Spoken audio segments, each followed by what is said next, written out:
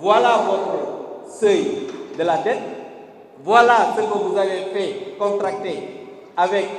les bailleurs multilatéraux, et ensuite, ce qu'il y a eu comme facilité de crédit avec les banques locales. Mais ça, c'est un débat technique que Ousmane Sonko ne peut pas comprendre. Malheureusement, nous avons à la tête de ce gouvernement quelqu'un qui n'est même pas au courant de ce qui se passe dans l'État. Il s'est permis de dire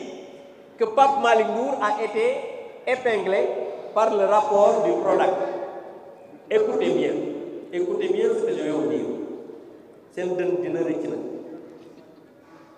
Le rapport du PRODAC, si vous allez dans le net, il y a un article sur Dakar Actu, c'est le 11 juin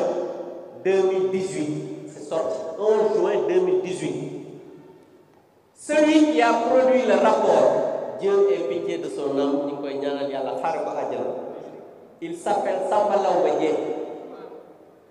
Il est décédé au mois d'octobre 2018. Et Pape Malick Ndour, écoutez bien, a été nommé en juin 2019.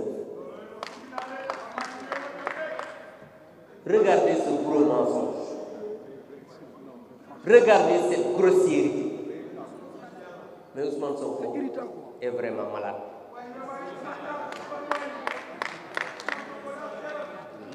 Et je voudrais que Ousmane Sonko, à travers son meeting, était passé de Ousmane Bari Dolé à Ousmane Bari Khalis.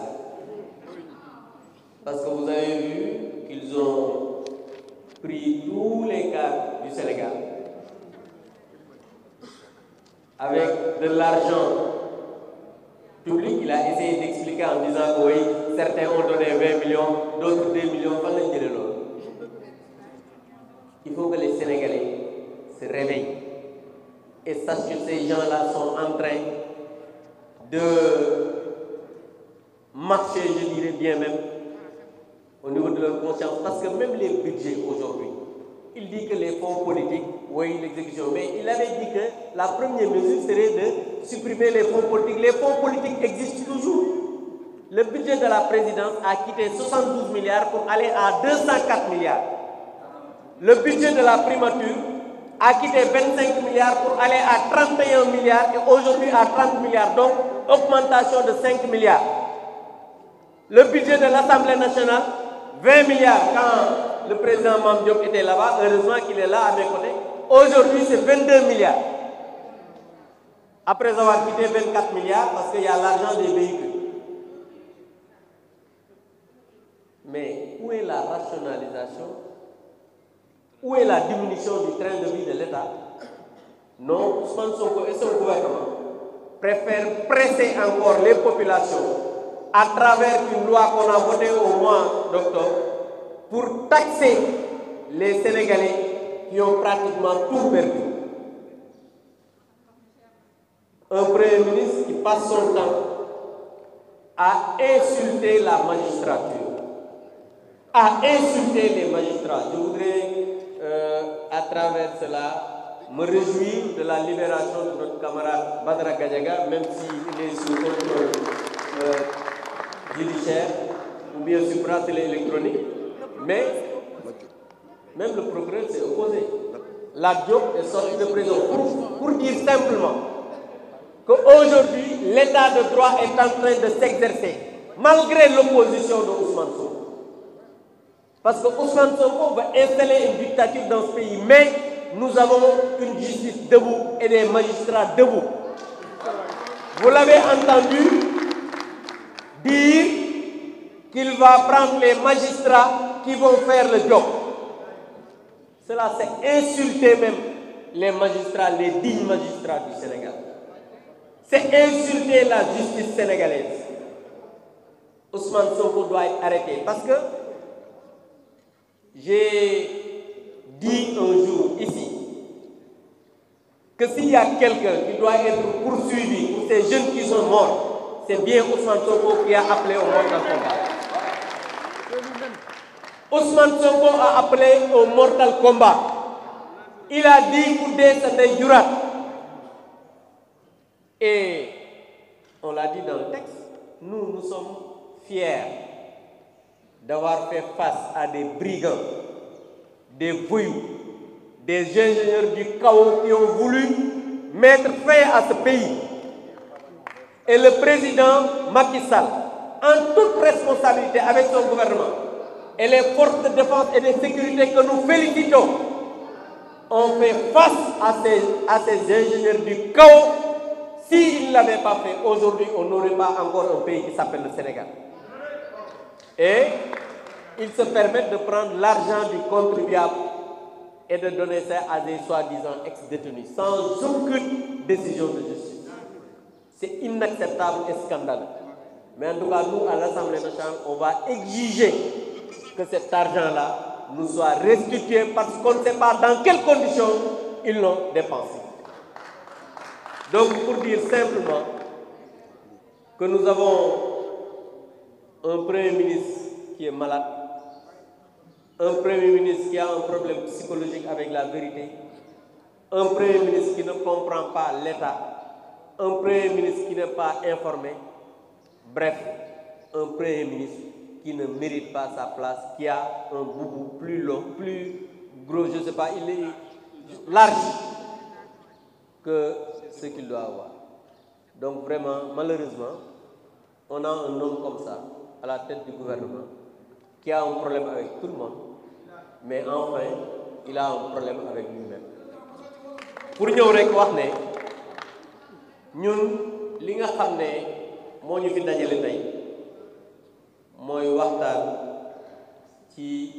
yu doy waar yi nga xam ne Ousmane Sonko wax na ko ndax ñun bu ñuy am dégg-dégg muy wax dañuy gis nit koo xam ne dafa feebar nit koo xam ne dafa am problème président Maam wax na ko léegi ak dëgg ndax premier ministre normalement ci réew mu mel ne Sénégal war naa mën a am information ci li nga xam ne ay nit ñi sax xam nañ ko ñu ne Pape Malick benn cabinet d'expertise privé moom moo ko épinglé ci benn rapport moom mu ne rapport Prodac moo ko épaulé parce que moom dafa am problème ci bopp bi mooy rapport Prodac moo tax nekkul candidat te mënul nekk candidat 2029 parce que loolu coow li yëpp loolu moo ko indi xam nga Ousmane dafa war a xam ne suñu borom mooy fal ñun suñu yoon nekkul ci digganteem ak Diomaye parce que ñoom ñëpp a yem c'est qu'il faut que les gens comprennent que ñun nekkuñu fi di défendre Diomaye wala keneen ñun Diomaye moom Ousmane Sonko ñoo yem c'est parce que Diomaye moo nekk président de la République ñuy wax ne la République ñun Alliance pour la République dañu war a défendre la République dañu war a défendre les institutions le président de la République suñu naan dafa war a jël ses responsabilités c'est par rapport à la République du Sénégal mais Diomaye ak Ousmane ñoom ñëpp ci pot loolu parce que pourquoi je le dis non lu tax ma koy wax parce que souvent nit ñi dañ naan way yéen da ngeen a yàkkam ci seen déglu leen ma ñaar ñi ñu séparé wu ñu xuloo ñun suñu yoon nekkul ci seen xuloo parce que seen xuloo yéen a ngi xuloo ba pare kenn ñemewul wax sa morom damaa xuloo yow yéen a xam c'est ça la vérité Ousmane Sonko fii la wax ne damay def importante déclaration ba ci guddi gi nga gis ne muy wax ne damay nite mu ne le 8 dinaa wax bi mu ñëwee mais indirectement yow su fekkee da ngaa attaqué benn conseiller président attaqué ministre président yow ko attaqué xam nga saa yi bu ñu naxal gis nga seen yii ñuy def république bi la ñu bëgg a daaneel ñun nag duñu nangu ko daaneel république bi moo tax ñuy wax ne dégg ngeen un député di jox ultimatum président de la république pour mu dax Abdourahmane Diouf parce que demain ci ngoon la war a jaar assemblée nationale suba la war a jaar assemblée nationale man nag dinaa ci dem xool donc pour dire simplement que ñun dañuy wax ne Alliance pour la République parti la boo xam ne ku dul Ousmane Sonko sax mënu ko tas parti bu responsable la président bi nga xam ne moo ko jiite muy président Macky Sall dafa def fii ci réew mi bilan boo xamante ne nii lépp loo xamante ni nii jël nañ ko dans tous les secteurs da ngay gis ne am na ay réalisation la preuve ba ñu ñëwee ba léegi depuis 18 mois ngénte ay doom yi jurul lañ fi nekk muy BRT di TER bi di centre yi ñuy liggéeyee affaire stade bi li nga xamante ne nii moom mooy ci wàllu ndox bi ci wàllu courant bi hôpitaux ñoom lenn rek lañ ci def te loolu sénégalais yi xam nañ ko mooy yokk ndox mi ci taxi yi barki dem boo njaay yokk taxi yi ci courant bi yokk dund bi gën a cher ba pare dem inauguré stade Lat Dior ca Thiès loolu de laa gis man lañ fi def à part ça lu dul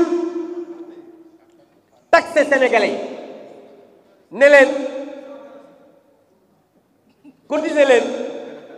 ma nguuru parce que moom bi muy jël nguur gi da ngeen a ngi fàttaliku chaque jour ñu ne xaw ma lan tour cotiser leen ma falu moom mu falu wax bëgg a wax ne cotiser leen ma nguuru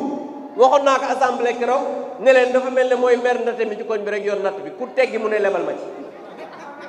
loolu nag mënul nekk il faut que ñu xam ne Sénégal réewu jàmm la Sénégal réewu république la te waxoon naa leen ko Pape Malick Ndour ci tubaab wax naa ko sànq Ousmane Sonko moom moo wax ne rapport Prodac moom moo ko épinglé rapport bi en 2018 juin boo xoolee ci internet Dakaractu génne na ko ki nga xam ne moo def rapport bi yàlla na ko yàlla yërëm te yeexe ñu moom génn na àdduna juin octobre 2018 la génn àdduna Pape Malick Ndour ñi ngi ko nommé 6 juin 2019 waa léegi nan la ko génn àdduna mën a épingler Pape Malick Ndour xam nga ñàkk wax dëgg sax mën nañ ko comprendre mais di fenal ñoo xam ne génn nañ àdduna loolu musiba la donc vraiment wax ji du sori ñi ngi leen di sant di leen gërëm di wax ne ñun lenn rek la ñuy wax Ousmane Sonko na xam ne 2029 du bokk